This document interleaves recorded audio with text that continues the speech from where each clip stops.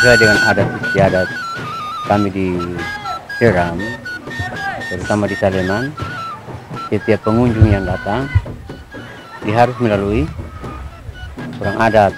Kalau memang tujuannya mau ke tempat-tempat yang dilarang atau tempat-tempat keramat, dia harus melalui orang adat untuk bikin penyelamatan. Kain merah yang dikasih gelang di tangan itu tandanya sudah menyatu dengan orang adat. Dan masalah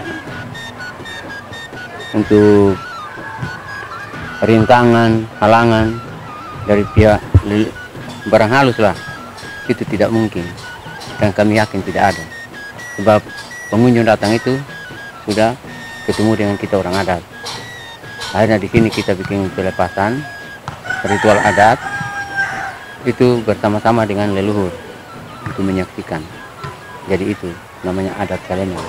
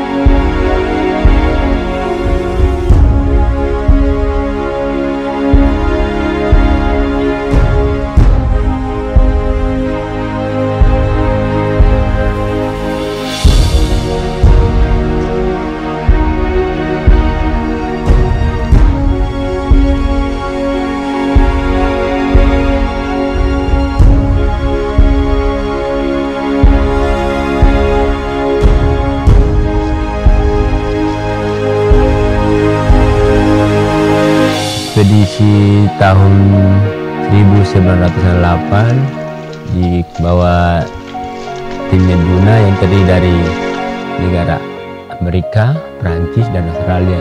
Mereka sampai ke dasar dan sudah di mapping tahun 2011, yaitu tim ekspedisi dari Jogja, itu teman-teman Aceh, tapi tidak sampai ke dasar karena berhubung dengan waktu itu banjir, kan, kekendalian banjir. Setelah itu dilanjutkan tahun 2016, yaitu timnya dari Italia, dipimpin oleh Andrea Benace. Mereka berhasil sampai ke dasar dan sempat juga melakukan mapping dan mengukur kedalamannya sampai 388. Kemudian 2017 itu tim ekspedisi dari teman-teman Mapalaui Mereka masuk tapi nggak sampai ke dasar karena terkendala banjir juga.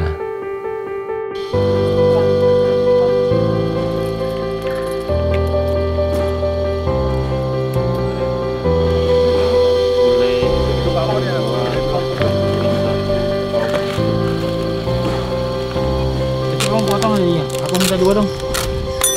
Kurang lebih 2 potong ini saja bisa dipotong. Oke, resi udah. Sudah. Promo Tambahan modul. Semua basic besar 100.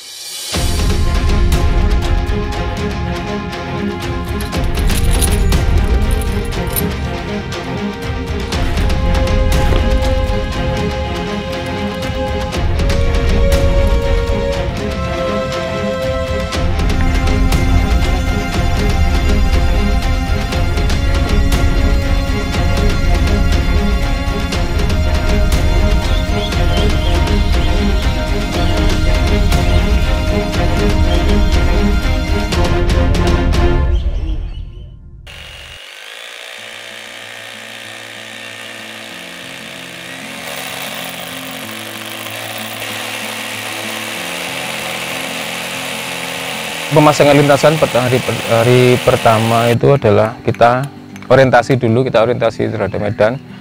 Kita dengan berdasarkan referensi dari penelusur gua sebelumnya, kita berusaha mendekatkan titik-titik poin seperti pada lintasan mereka. Hari pertama kita sudah menjelang siang atau sore itu kita membuat 3 titik bor, kemudian dilanjutkan esok harinya.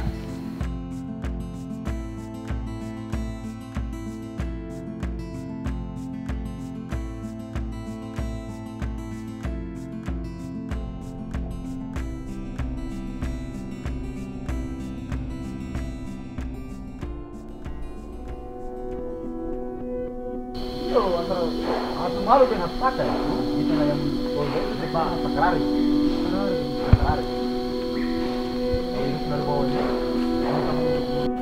Hari ini merupakan hari kedua kita melakukan proses pemasangan lintasan. Kedalaman yang kita capai sekarang kurang lebih 60 meter dari bibir mulut Gua Hatusaka. Dari total target yang kita akan kita capai kurang lebih 388 meter. Selain itu kita juga akan melakukan pengukuran ulang kedalaman Gua Tusaka dan pemetaan potensi yang ada di dalam gua dan juga potensi yang ada di sekitar Gua Tusaka.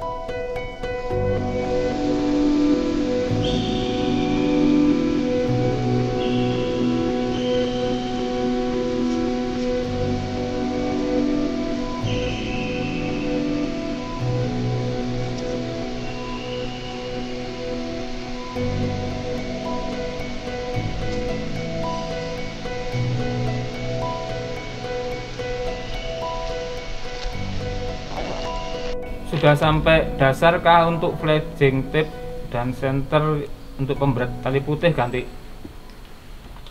Iya, sudah sampai dasar. Kami sudah melakukan pengukuran.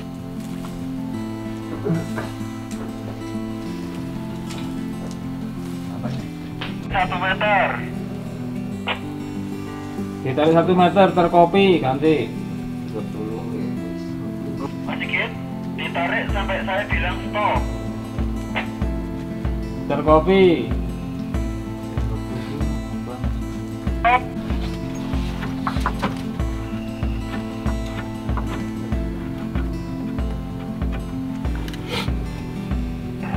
Jadi kayak ujungnya ganti kayak. Ujung Ini standarnya garing kong, kalau kita kan ujung. ayo. Bas. Ukur piye sing ujung ngono? Ujung. Tekan kira kan? Aku lah tarik kita lihat piro. Kayu kita ada piro.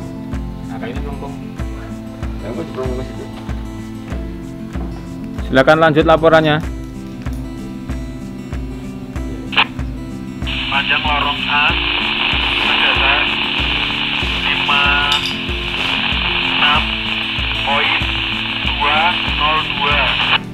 56.202. Ulangi untuk report klinonya ganti.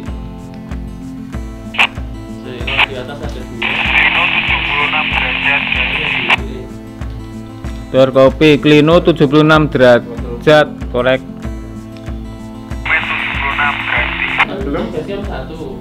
Terkopi 76 derajat ganti. Sudut kompas 213 korek.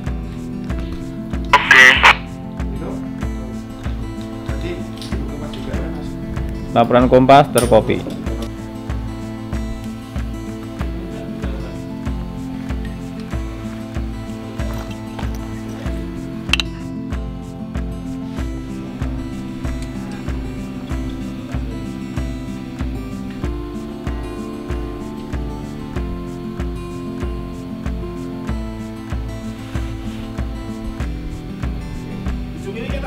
Kita Kompas 302.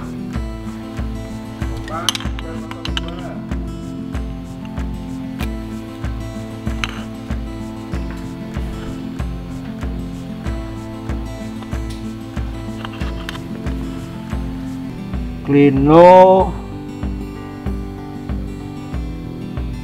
minus 33 min 33. Kedalaman Hattusaka sebelumnya sudah diketahui dari peta dari tim-tim penelusur terdahulu, tapi kita melakukan verifikasi dengan bantuan seutas tali diameter kecil yang dilur dari mulut hingga ke dasar apa yang kita sebut sebagai pitch pertama atau lubang pertama. Dari pengukuran sementara dari pengukuran yang telah kami lakukan diperoleh angka sekitar 220 meter, mendekati angka yang sudah diukur oleh tim-tim sebelumnya. Namun untuk pastinya kita akan lakukan pengukuran lagi. Tali tersebut akan kami ukur lagi di tempat yang bisa disebut studio, ya enggak sebenarnya studio, mungkin bangunan tapi dengan lingkungan yang terkontrol yang mendekati lingkungan sebenarnya di gua ini. Pengukuran vertikal selain menggunakan alat ukur juga alat ukur jarak, juga alat ukur sudut, karena belum tentu tali itu jatuhnya tegak lurus, dan itu dipergunakan klinometer atau pengukur kemiringan, dan itu tidak sangat terganggu atau hampir tidak mungkin dilakukan dengan adanya kabut di tengah lorong itu. Jadi kita pergunakan tali yang meskipun tidak bisa kita amati dari atas, namun teman yang dari bawah bisa mengamati jatuhnya tali tersebut. Jadi kita pergunakan tali yang bukan tali yang dipergunakan sebagai lintasan, namun tali khusus dengan diameter kecil dengan harapan elongasinya atau perbedaan kemulurannya waktu tali itu digantung dan dalam keadaan tidak tergantung tidak begitu besar.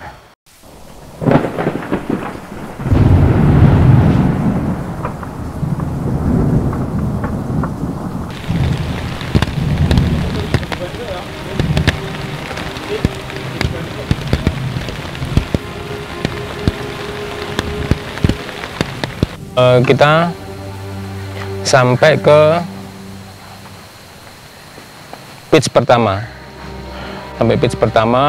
kemudian di situ ada potensi banjir karena hujan mulai turun, dikarenakan cuaca di sini juga tidak menentu, tidak berdasarkan global cuaca bahwa Agustus itu kering, tidak semuanya seperti itu karena hutan tropis. Jadi begitu ada potensi bahaya banjir, kita naik. Kami informasikan ulang, kami menarik teman-teman di entrance ke atas dan teman-teman yang ada di dalam untuk berlindung di tempat yang memungkinkan.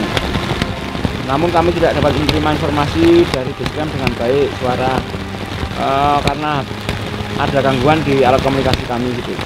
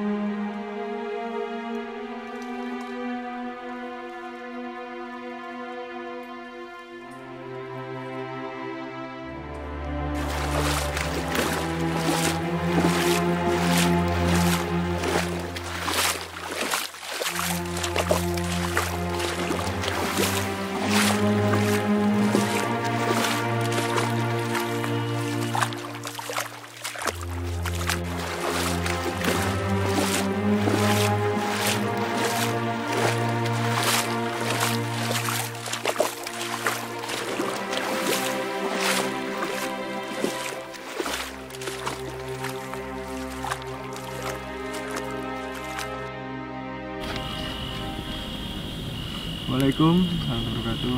Selamat malam. Waalaikumsalam warahmatullahi wabarakatuh.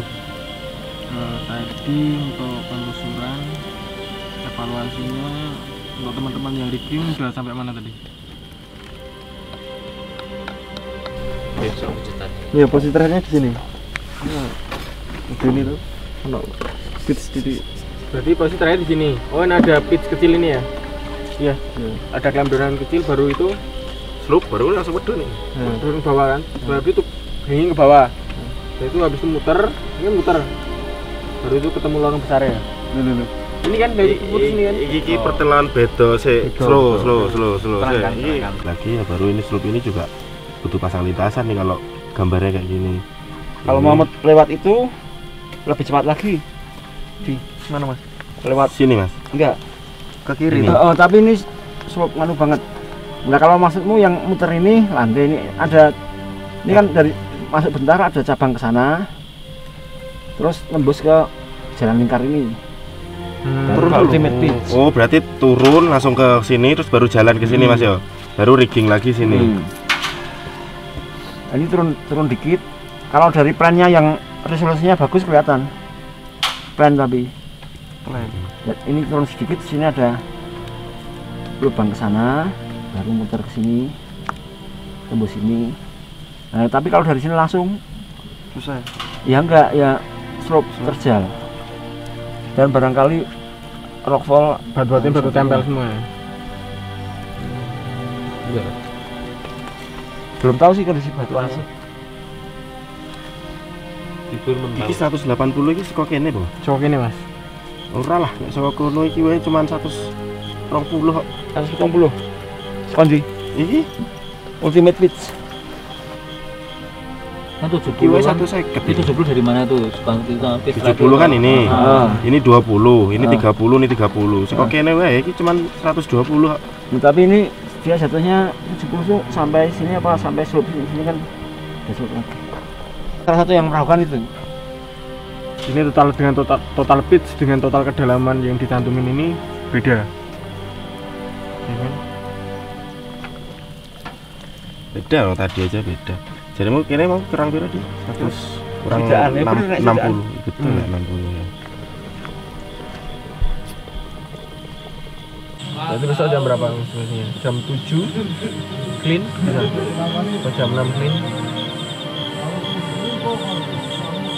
Soalnya pertimbangan cuacanya kalau di sini jam 6 kan udah mulai kabut, jadi ada rintik-rintik gerimis. Gitu. Dan itu info itu meskipun itu cuma diduga apa kita infokan sebagai gerimis. Walaupun itu cuma kabut aja.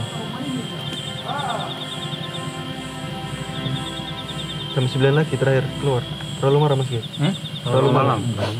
Misal berangkat jam 10 start kan ya? 11, 12, 13, 14, 15, 16, 17, 18, 19, 9 jam kegiatan. Iya. Kalau kita tadi ya konsekuensinya aja, kalau tadi kita udah berangkat telat 1 jam ya kita jadi mundur 1 jam loh. Secara waktu kerja kan tidak, cuman karena secara waktu cuaca ya kita ke malam. 9 jam nggak masalah ya? Nggak masalah. Berarti ini skenario seperti tadi, taruh cleaning ke jalur A, mungkin cukup sekian ya riggingnya supaya bisa kegiatan berjalan lancar, bisa istirahat lebih cepat. Mungkin cukup sekian. Wassalamualaikum warahmatullahi wabarakatuh. Selamat malam. Waalaikumsalam. Oke, siap.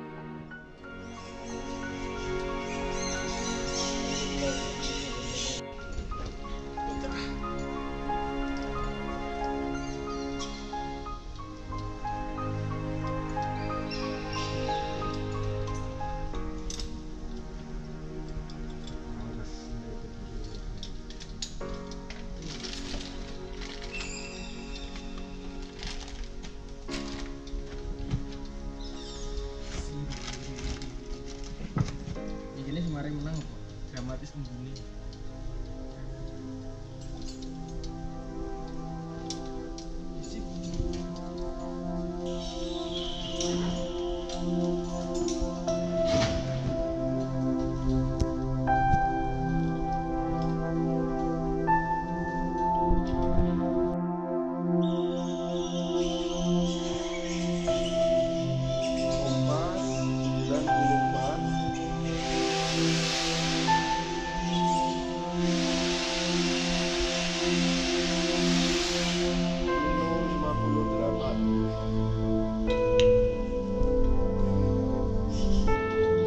Dari entrance ke lorong A itu lintasannya vertikal, benar-benar vertikal dan banyak hanging dan rockfall. Jadi di situ kita hati-hati karena bahaya rockfall itu bisa menjadi teman-teman.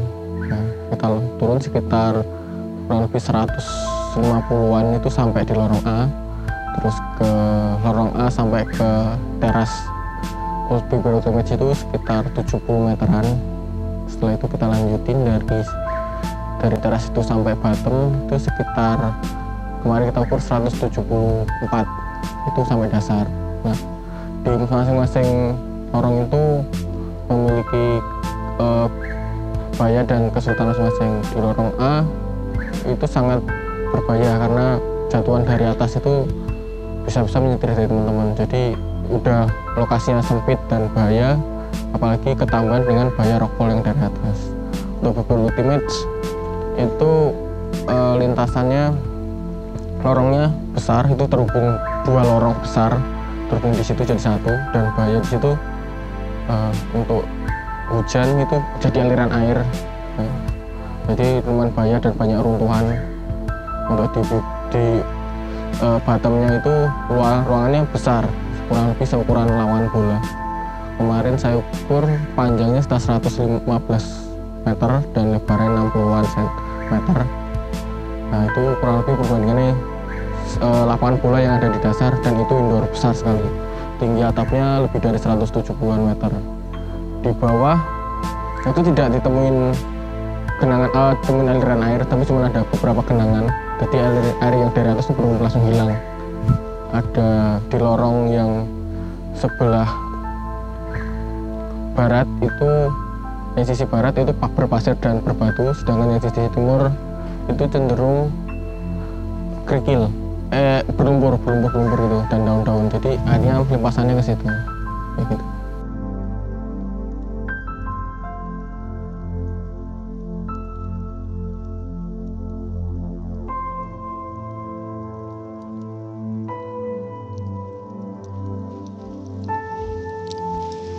Kita sekarang sedang berkeliling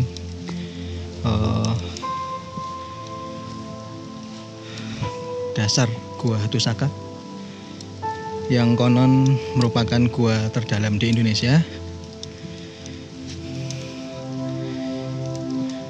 Dasarnya banyak sekali endapan pasir di sebagian tempat, dan sebagian tempat lain adalah endapan lempung. Ini ruangan yang sangat besar sekali.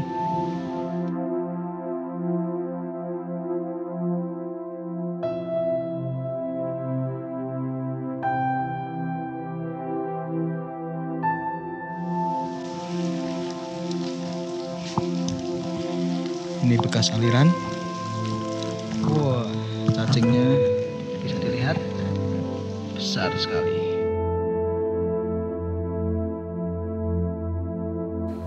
Di bottom kita menemukan beberapa biota, ada cacing dan serangga-serangga, dan ada juga beberapa tumbuhan yang bisa hidup di situ. Karena bottom itu di kondisi waktu-waktu tertentu bisa cahaya bisa tembus sampai ke bottom. Kemarin kita nemuin cacing itu lumayan unik karena saat terkena cahaya dari headlamp center itu langsung dia masuk ke tanah cepat sekali, beda dengan cacing yang ada di permukaan.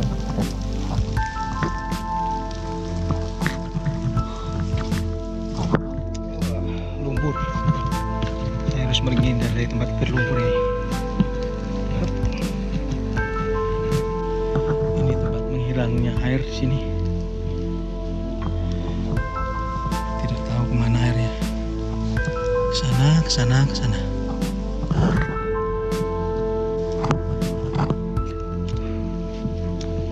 Dan itu pas kita jauh di sana.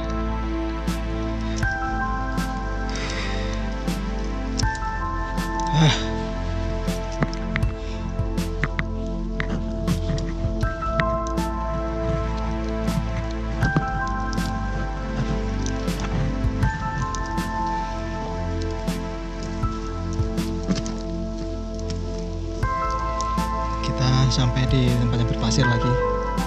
Jadi separuh lorong berpasir dan separuhnya berlumpur. Kemungkinan air yang tergenang cukup lama menjadikan lorong berlumpur. Sementara yang berpasir ini hanya limpasan aliran saja.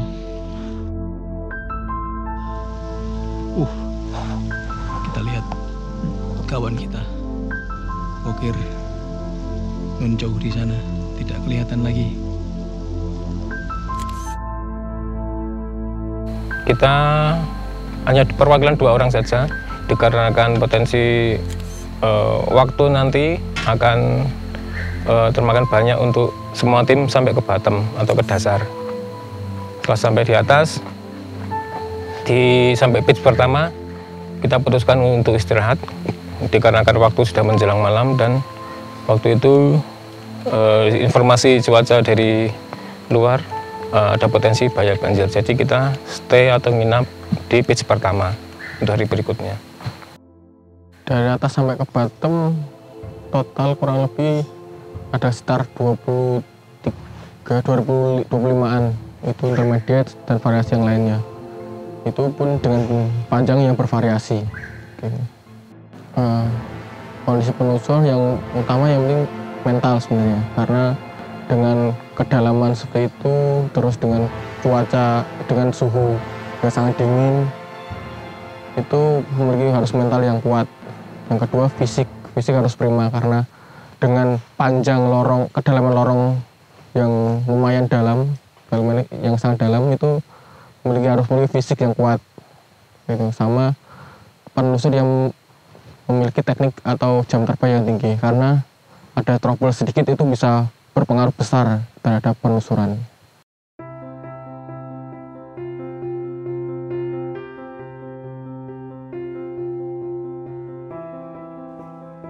Jadi Taman Nasional Manusela ini cikal bakalnya ya, itu adalah cagar alam dulu. Ada 2 cagar alam Muai Nua dan Muai Mual.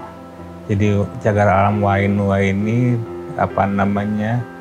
ditunjuk itu lebih kepada untuk melindungi bagian pegunungan dari yang sekarang Taman Nasional Manusela. Sementara yang Muai Mua sendiri adalah cagar alam kawasan konservasi yang melindungi daerah dataran rendah yang ada di Taman Nasional Manusela sekarang. Jadi kita punya 6 resort di 2 seksi wilayah ya.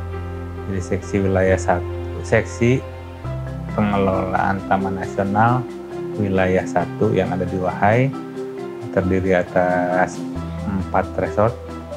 Sementara seksi pengelolaan Taman Nasional wilayah 2 di Tehoru di bagian selatan itu terdiri dari 2 resort. Kawasan karsnya sendiri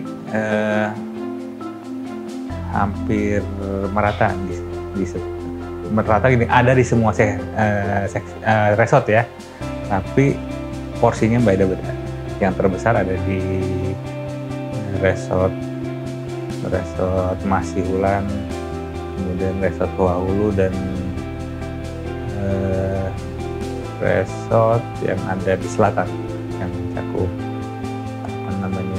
2 resort di selatan yang mencakup puncak-puncak tertinggi dari Taman Nasional Manusela. Di kedepannya Hattusaka itu akan menjadi objek wisata yang akan kita kembangkan. Walaupun mungkin kalau penelusuran guanya turun ke dalam guanya pasti itu memerlukan keahlian khusus ya. Jadi mungkin dalam konteks turun ke gua itu sebagai aktivitas wisata ya, kita mungkin mengarah kepada wisata khusus ya, wisata minat khusus ekowisata dan itu juga segmen wisatawannya lebih sempit lagi, yaitu para penelusur gua. Tapi kan bukan berarti Gua Hattusakanya itu hanya bisa dinikmati oleh para penelusur kan. Kita bisa melihat keindahannya juga dari atasnya ya.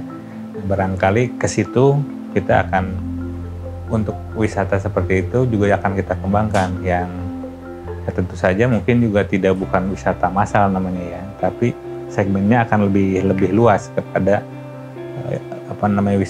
wisatawan yang menyukai petualangan lah, penjelajahan hutan sampai ke mulut Gua Hattusaka. Jadi kami mengajak pada para penelusur gua ini untuk beramai-ramai mengenal Gua Hattusaka, dengan tentu saja datang kemari untuk menjelajahinya lagi, untuk melihatnya, ataupun silakan penelitian di dalamnya, sehingga nanti akan lebih banyak aktivitas yang akan mengeksplor Gua Hattusaka, terutama dari kalangan yang memang punya skill, punya kemampuan untuk bisa mengungkap banyak hal dari Hattusaka.